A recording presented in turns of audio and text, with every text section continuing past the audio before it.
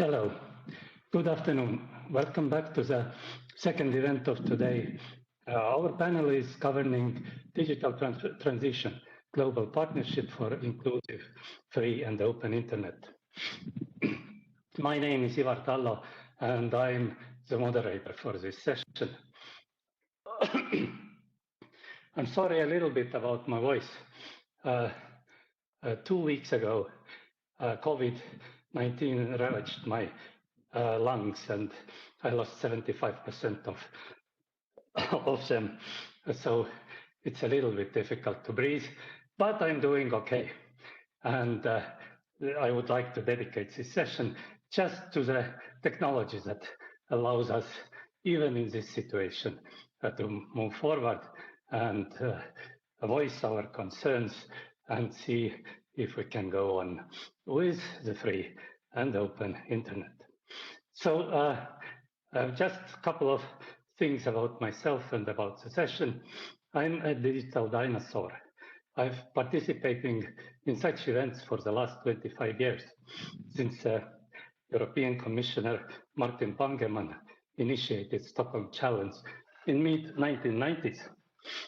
And there have been waves of concern on how free and how open internet is going to be and are we leaving someone behind or not. Some technology changes have sharpened our feelings, but it is fair to say that we have always been on high alert, led by a community of early adopters to these new technologies. What is changing today is that it is not just enthusiasts. Digital has become a new normal. It is in our everyday activities, from workplace to school, not just in fancy leisure activities. And as you can see, it is benefiting me personally. I couldn't have done this session without the technology. In pre-digital world, I would be sitting somewhere in pine forest and doing breathing exercises, but here I am conducting a panel with the help of Peace Forum staff.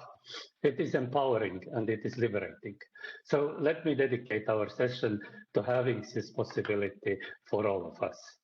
And now I would stop talking too much and I would give 5 minutes to each of the you, dear panelists, for the opening statements.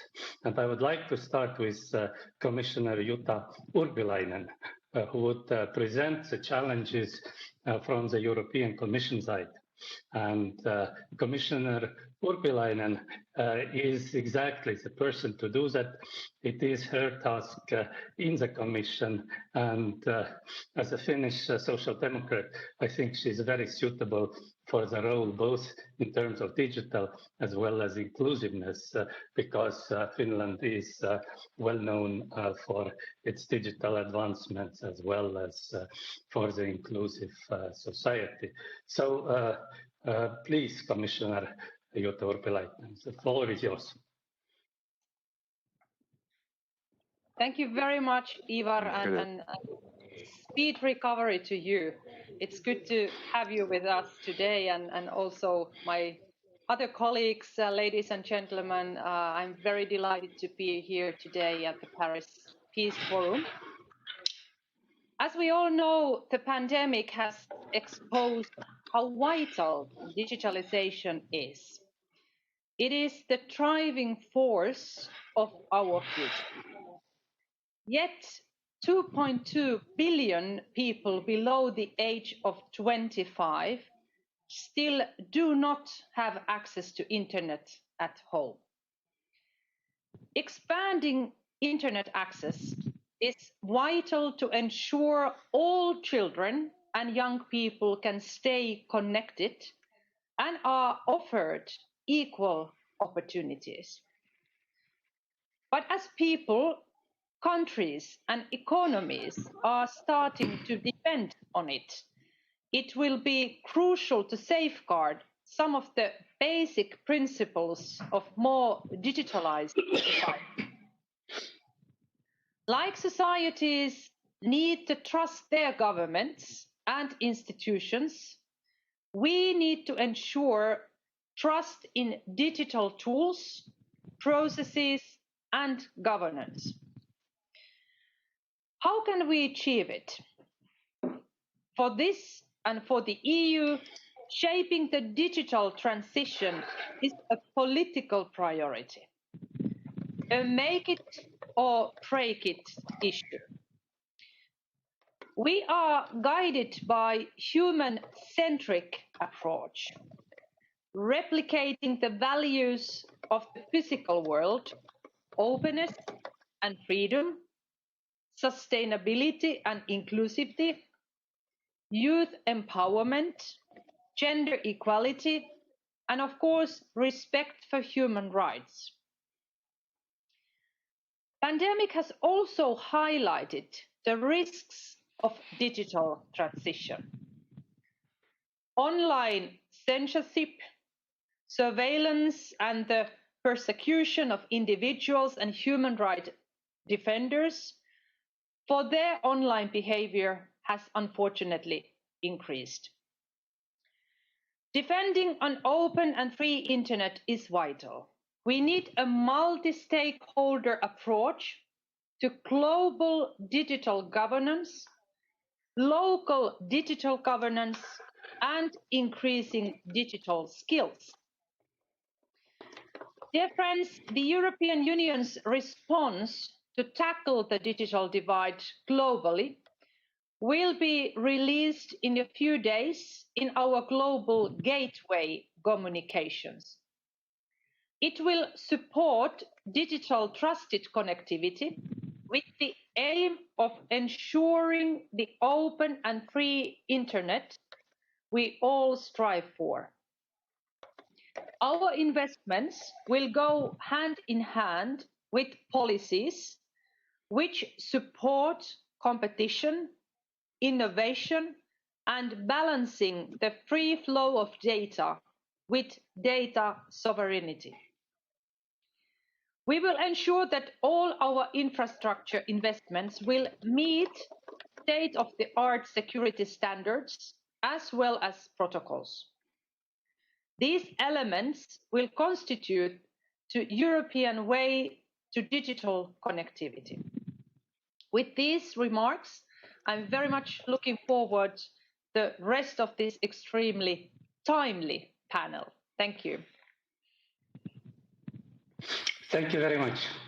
And I hope we are hearing more from you, because I think what the European Commission is doing nowadays is quite interesting. Okay. Sorry, it's Carmelo here, Guillaume, and Mr. Buzaid. You should have now the encoder in, because the event is live. So you can instruct Mr. Buzaid and let's run the session. Okay, perfect. Okay, so... Okay. So can I go on? Or the mic on all the time? Thank you. Yes, hello. Can I have control back? Yes. Okay. Hello. Amani Abu Zaid. You are a trained telecommunication engineer, as I understand. And at the same time, you are Commissioner for Infrastructure, Energy, and at the African Union Commission. So what are the messages from the African Union? What is your opening statement? What are the feelings you came to this panel? Please, the floor is yours for 5 minutes. Well, first of all, I mean, let me thank you for joining this important panel. I mean, the message is, I do, as you know, as a Commissioner for Africa for the digitalization, the message is that Africa is leapfrogging, and that digitalization brings lots of hope and lots of benefits for our continent. The second is that the continent has been making leaps over the last 20 years, which unfortunately, due to the COVID, we've seen that these leaps have been maybe some of the gains have been lost, but we are also determined to use digitalization in order to rebuild and rebuild back better and smarter. So, and since we are also within still the COP26, So our aim is to build back greener and smarter. And a very much believer, we do believe in the power of digital also in making green happen and green approaches happen. So whether it's about equity and equality and improvement of quality of living, or whether it's about access to energy or access to markets or improving agriculture or even health or education, or to recover from the pandemic, definitely digitalization is bringing lots of hope and is also bringing lots of potential and jobs that are direly needed, on our continent.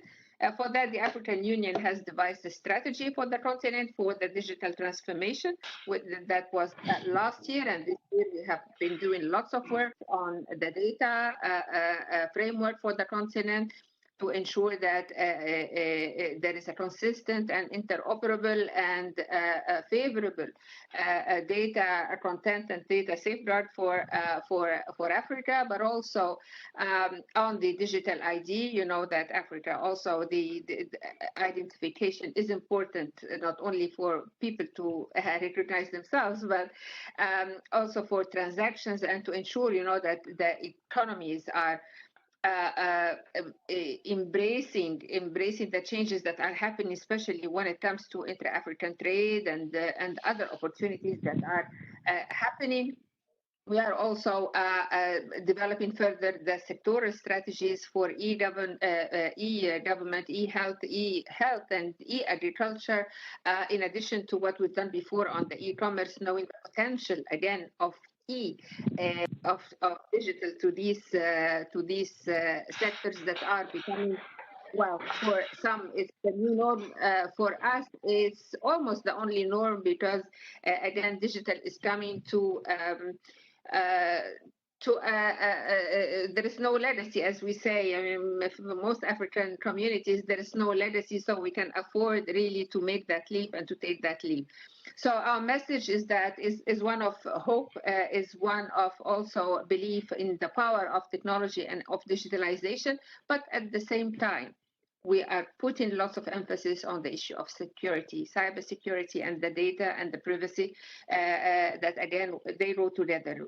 We want to make sure that our population reap the benefits, but at the same time want to make sure that they are protected the best we could, and that we are able to do that together as a continent. Thank you. Thank you very much, and wish you all the luck. I've been working in Africa. I just came back about a month ago from Botswana, which is pushing also the digital forward, and I can see firsthand how Africa is developing. So again, good luck to you with all these important addressing these important challenges. And I'm sure we come back to this with seeing initiatives and partnerships. But first, now I will have a pleasure to give the word to Suliana Abdullah from the ITU. You know, ITU is the oldest of these international organizations, actually, starting more than 100 years ago already.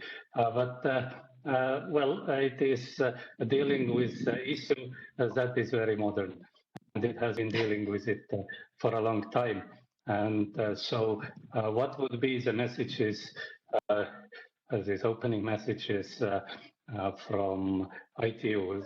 I understand it's about digital skills, about the digital transformation. What is ITU up these days? Thank you very much, Eva. And may I say how delighted we are, ITU, to be here with the other panelists in this session. And Eva, on behalf of my colleagues as well, I want to wish you a speedy recovery.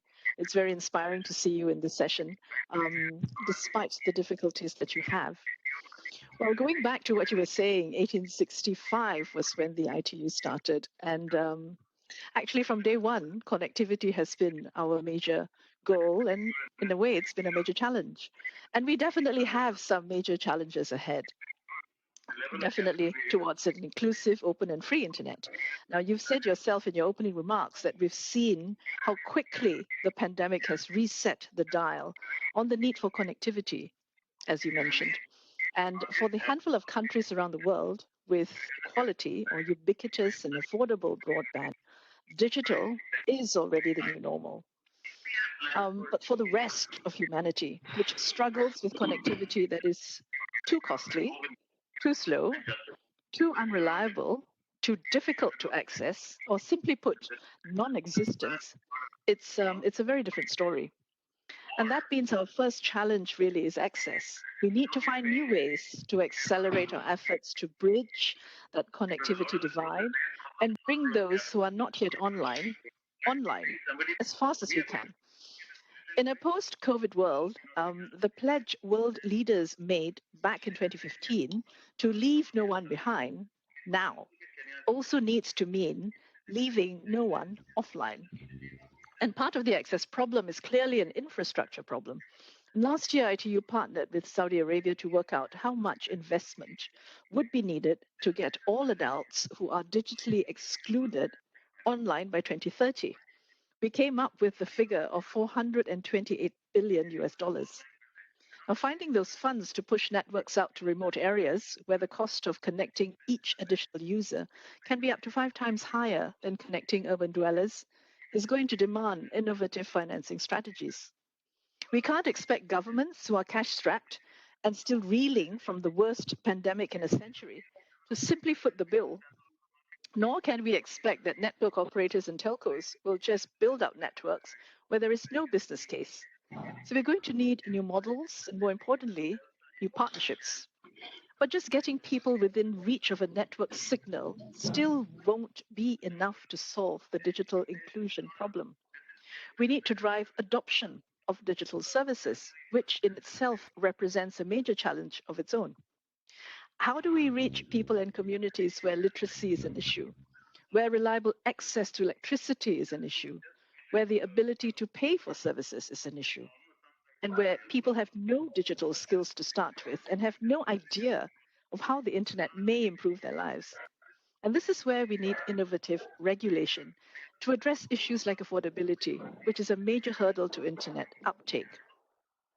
The Broadband Commission for Sustainable Development and the Alliance for Affordable Internet set a target of 2% of GNI per capita in developing countries for an entry-level mobile broadband package.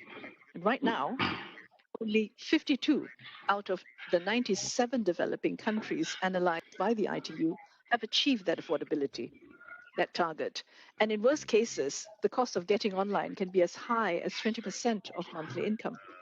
So digital skills training is also extremely important at all levels, from primary age children to traditionally marginalized groups such as housebound women. And we need to empower people with the skills they need to leverage connectivity and to use it to transform their lives. And I'll just stop there. Thank you very much. Thank you very much.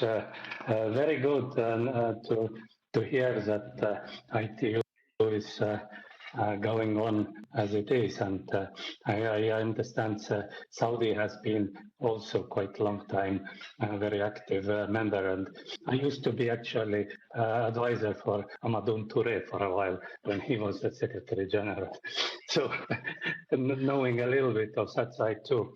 But we'll come back to this, and certainly there are lots of interesting ideas. I think what can still be done with the mobile package is, I mean, not only just the financial problems, but the regulatory hurdles to get over of this. But let's now go to our next speaker, because there is also Brett Solomon, who is an executive director and co-founder of Access Now. And Brett, where are you? Are you down under? So you are going to have summer when we are entering the winter session. But please, the floor is yours. How are your feelings? What are your thoughts? Thank you.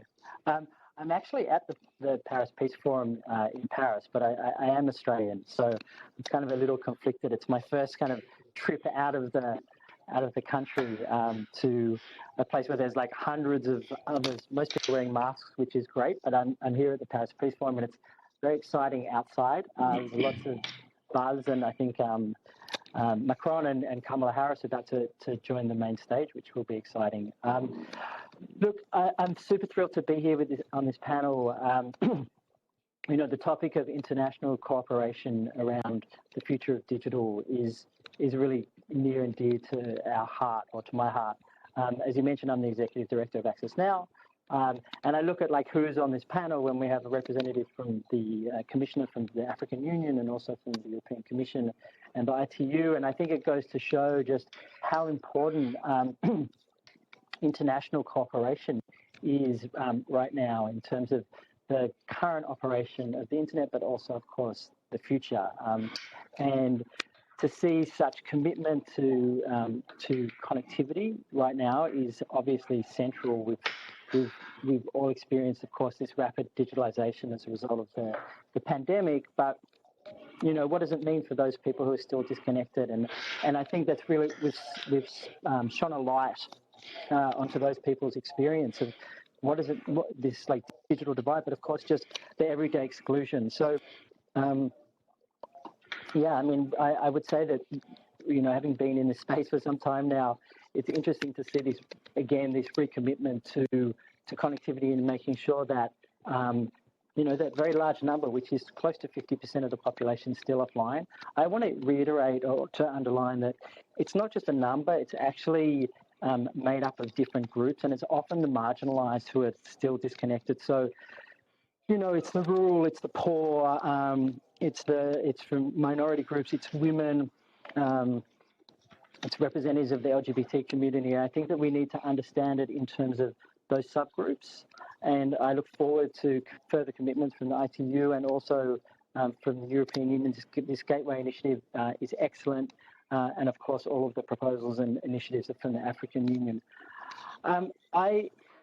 You know, some of the things that we've been focused on over this last period, I think really amply represent why it's so important to have international cooperation. When we talk about connectivity,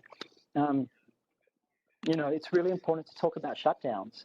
There was 155 internet shutdowns that happened last year in 29 countries. We've seen, you know, very significant and public shutdown that's just happening in Sudan, which of course is relevant to the African Union and to the ITU and to the European Commission as well, and of course to ourselves.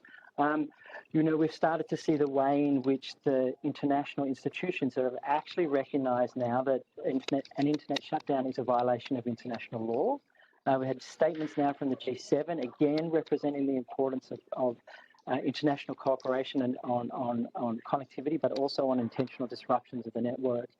And it's essential that we work both within institutions, but also within civil society. So the Keep It On Coalition is a coalition of close to 300 NGOs that are working on connectivity and internet shutdowns, trying to ensure that that international law is applied at home.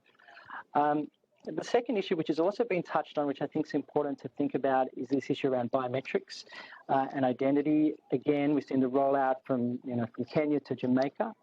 Often those rollouts are happening in the absence of data protection frameworks, which is deeply problematic, and we can see in the Huduma number case in Kenya and the High Court decision there about like what does it mean to be dealing with such significant data, the biometrics of individuals, and how can governments ensure that there's proper data protection in place? You know, because this is an international, we need some international standards around that. And many of the entities that are actually putting forward digital identity programs, not to say that they're always bad by any means, and I can totally understand the reasons for them, but we can also see how global mistakes are being replicated, particularly with marginalized populations, so asylum seekers and refugees, particularly in refugee camps and so on. The third issue I want to put on the agenda, just is in terms of international standards and the importance of international cooperation, is that of data protection. Like we've seen the power of the GDPR, which has come out of the European Union.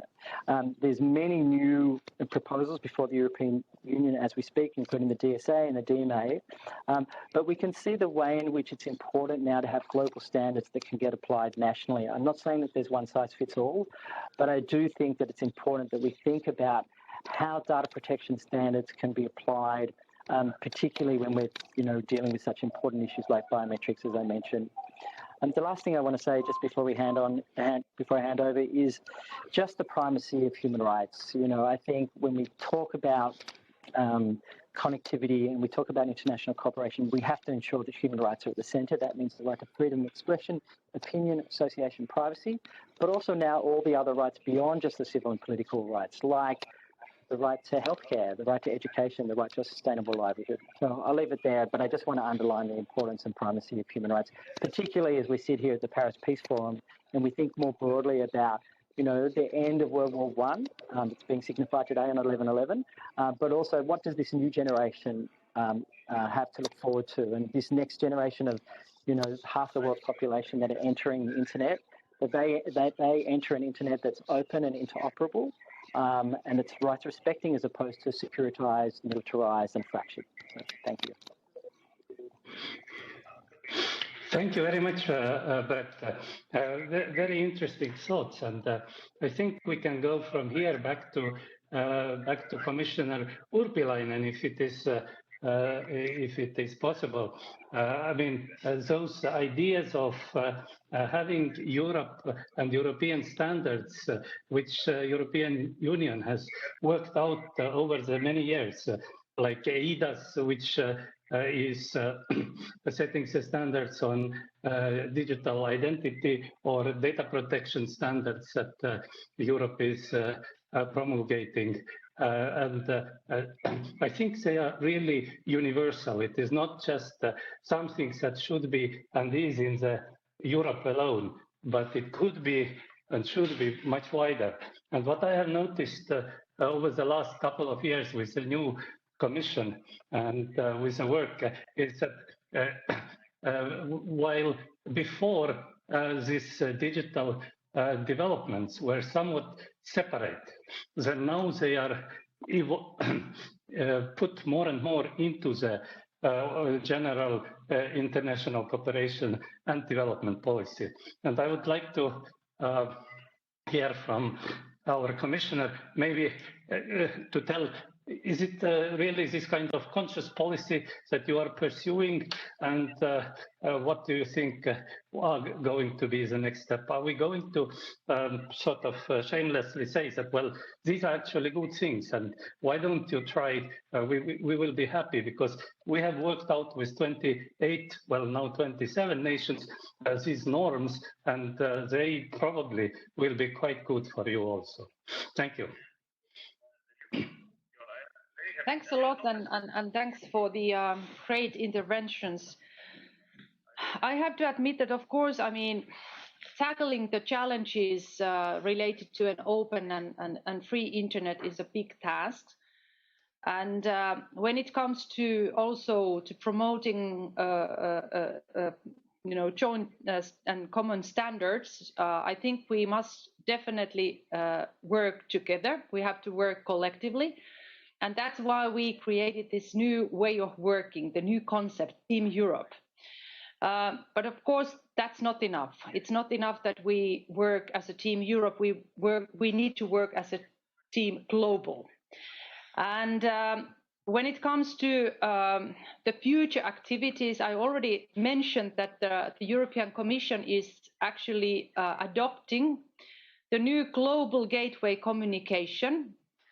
And this new global gateway is the EU's contribution to the wider G7 agenda to build back better for a better world in the COVID-19 recovery, in line with the SDGs, but also the Paris Agreement. So it is a European approach to connectivity that is sustainable, comprehensive, rule-based, and human-centric. And this will be in addition to our digital strategy, which focused beyond connectivity on digital governance, e-services, digital skills, and education. And of course, when I'm responsible for our international partnerships, I'm responsible for 126 countries around the world. I can tell you that this connectivity is at the heart of the EU's work with our partner countries. So we are not only focusing within the Europe, inside the European Union and our member states, but very much also outside the Europe, our partner countries, and of course our priority continent at the moment is Africa.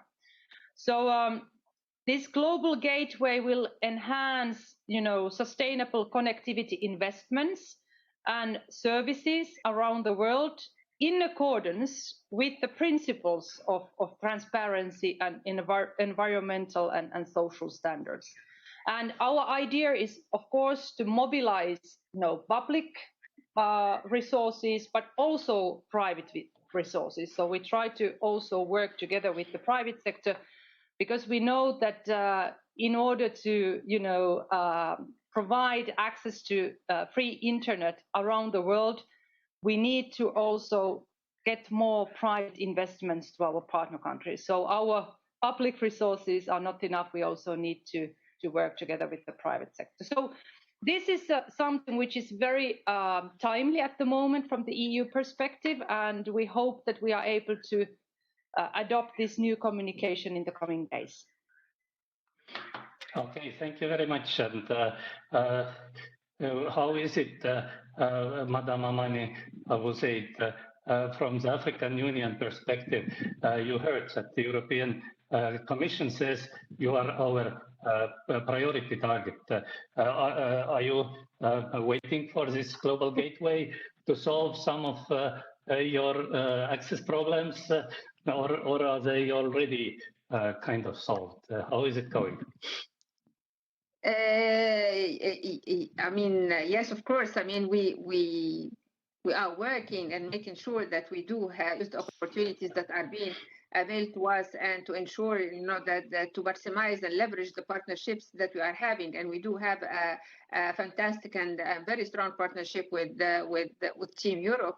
But then maybe my only objection is to the word wait. We are not waiting. We are working very hard, and if anything, we are racing against time. Again, we have this window of opportunity, the technology, but also, and maybe paradoxically, even the recovery from COVID-19, which allowed us all and everyone around the globe, especially for us in Africa, to understand the power of digital and how it can bridge many gaps, including the poverty gap. And I do very much appreciate what was said before by the ITU, that we do have yet tremendous challenges when it comes to access. And this is where this is why we wanted to make sure that we raise and put in place, projects that would allow digital connectivity fastest across the continent, not just in one place, but across the continent. And that is done through our program for infrastructure development. 25% or about 25% of the regional and transcontinental projects that we have prioritized are dealing with digital connectivity. And also the divide, bridging the divide. I know that very often, rightly so, we talk about the divide in terms of gender, but we are also very much concerned with the divide urban-rural. Because what we're seeing in Africa is that, connectivity is mainly concentrated in cities, and rural are being left out, and or are treated the same, and it's not the same. So we are pushing very much in our program for connectivity to ensure also connectivity to rural areas and to bring the urban and rural together, and that's highly important. For skills, we have a fantastic program with the ITU regarding skills, especially for girls, and it's very promising. And one is every day brings, fantastic examples of young people doing very creative, innovative approaches across the continent that need to be much more visible, encouraged. And that is why, when it comes to small and medium enterprises using digital is one program that is under, our economic affairs. It's being given, lots of attention, because again, this is catalyzing and leveraging, all the creativity and the innovation coming from the youth. So, which is the real resource of Africa.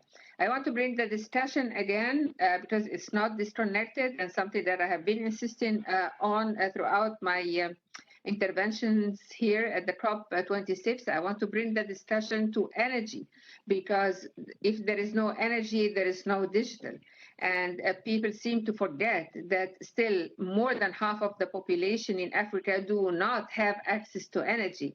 So unless we also work on and give the due attention to energy access, we are not going to get the access to digital either. So these two go together, and these two mutually reinforce each other and or provide solutions to each other. So we are also leveraging digital to increase and expedite access to energy. And yes, I'm the commissioner for digital, but I'm also the commissioner for energy. But again, they are very much interlinked, and we do have to bear that in mind. Digital does not just happen by itself. It needs energy, and energy is a major issue in Africa, and we must give it the due attention. And again, I'm making use of all the fantastic activities and great discussions around energy at the COP. Thank you. Thank you very much. And indeed, youth is a key word. And I think somebody noticed in the previous round of opinions that let's not leave anyone offline. So if that is to go on, it is clearly a very worthy goal.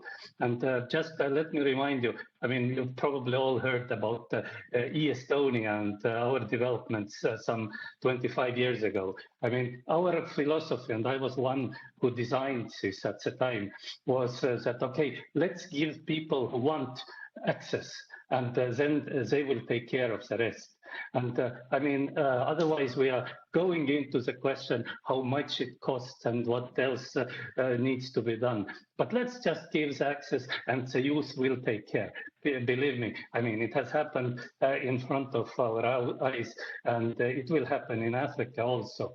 But nevertheless, I mean, there are still some free moments. Maybe ITU wants to say some more about mobile initiatives, for example, or the challenges that they see.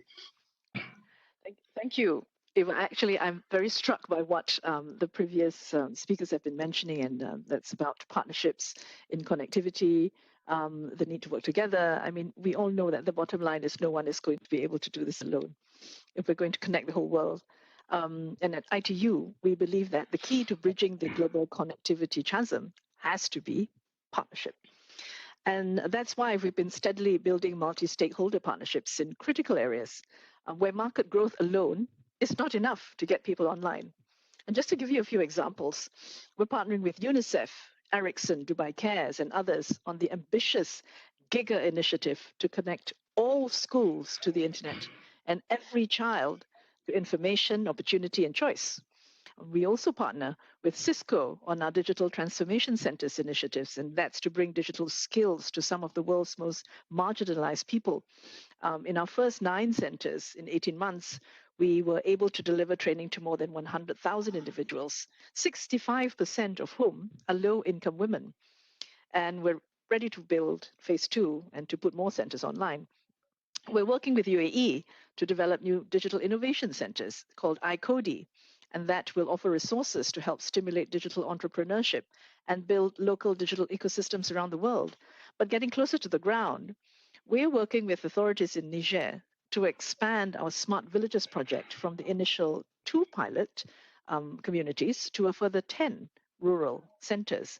And this is now being extended to Egypt, Liberia, and Pakistan. And on gender inclusion, because we're talking about being inclusive, the inclusive internet, through the Equals Global Partnership for Digital Gender Equality, which ITU co-founded with several partners 5 years ago. We now have more than 100 member organizations worldwide, and we aim to deliver digital skills training to 1 million women and girls by 2026. And also by then to provide business and digital skills to thousands of women in the tech sector. But that's just a few examples of effective partnership.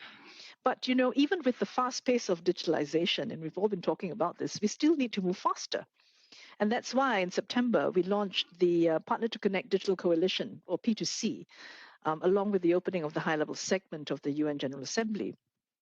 And we believe that P2C will be the game-changing partnership platform for us, and it will work through a pledge and commitment mechanism so that all stakeholder groups can combine resources and reach.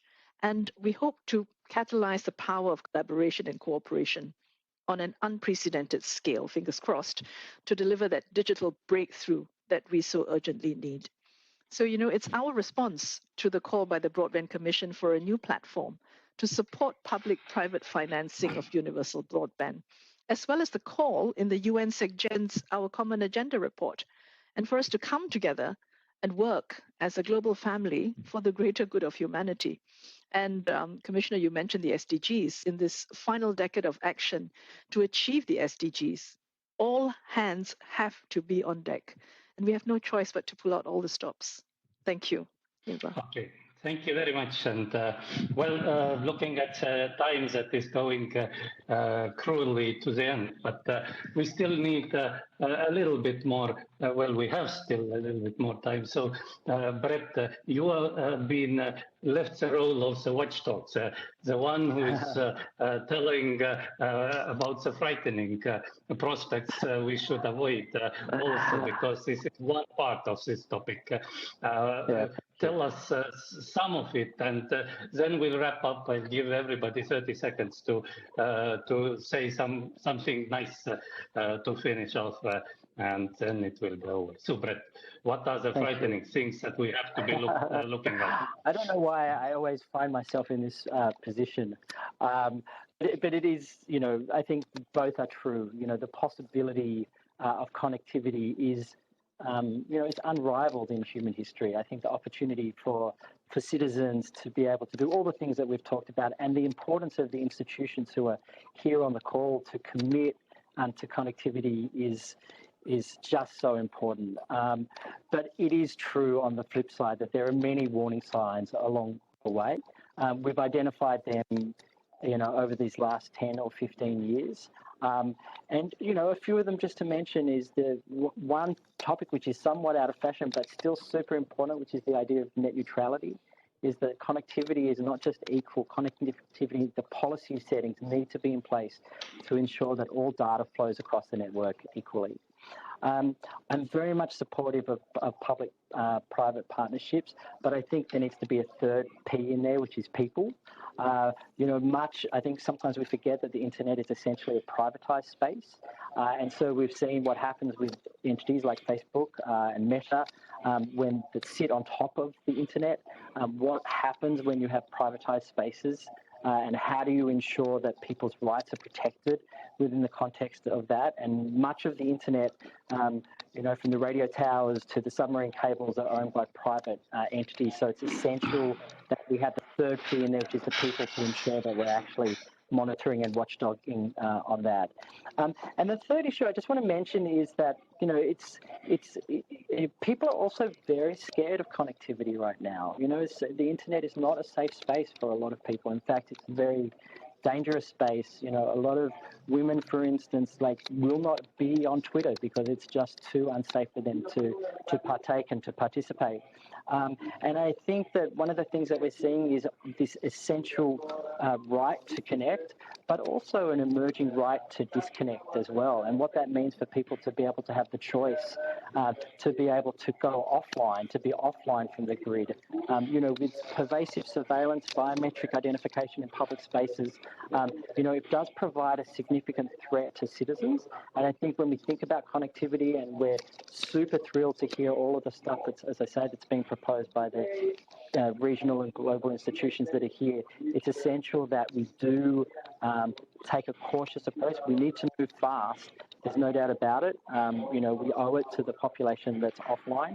But as I said before, we need to make sure that they're entering the internet in a rights-respecting manner. It's not fair for the first half of the world to join the internet in that way, or less so now.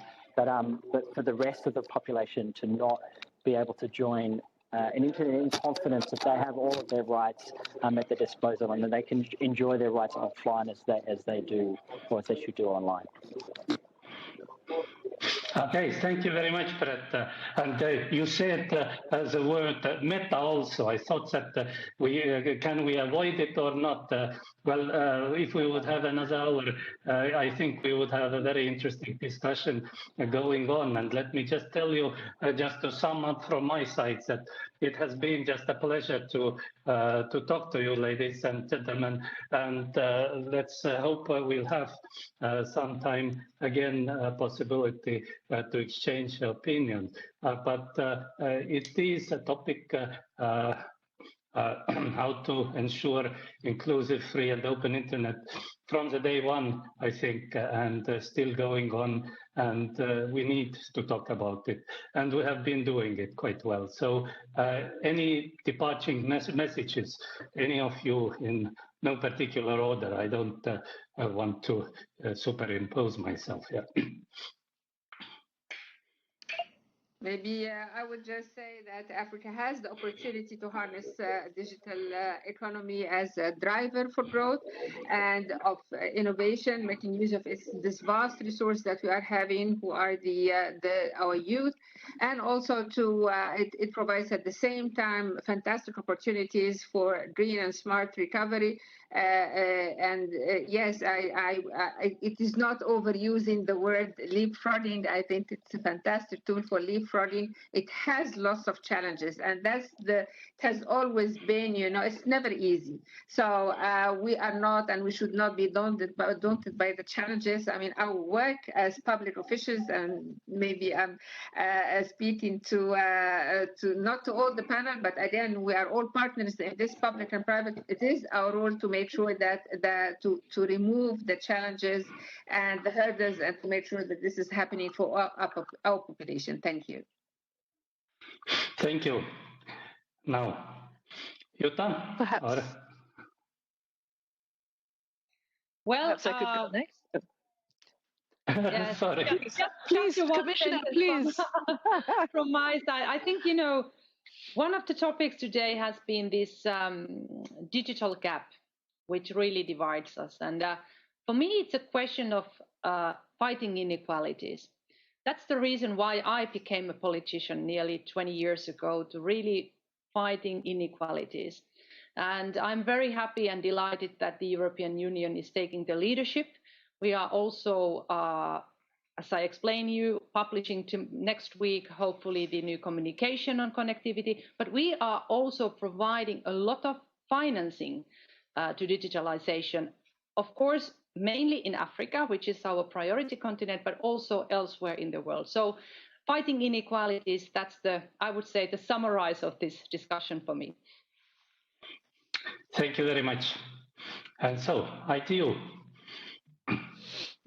Yes, very inspiring. I was actually going to say that, many people feel that speaking like this in forums, etc., are not important. But for me, the summary is, if we speak, the more we speak, and the important thing is to listen to each other and build on this public-private people partnership, Brett, yes, people partnership, I think there is hope. The partnership part is important. If we are going to connect all people everywhere to the internet and its services, we'll have to sit down, listen to each other before we hold hands. Thank you. Thank you very much. And well, we have gone over 5 minutes from the original timeline, but I think we have been doing quite well. It hasn't been boring. We have actually quite a number of comments in the comments section. Unfortunately, I'm not going to be able to address all of them, but there has been active following to our panel, and quite a lot of positive appreciation to all of us. So thank you all very much, and Thank you for the Paris Peace Forum staff preparing all this. And see, it is possible to do everything online. And well, thanks, Brett, that you were at least on the scene. So we have, we can say it is hybrid. You have, you have the physical carbon. Can I also just to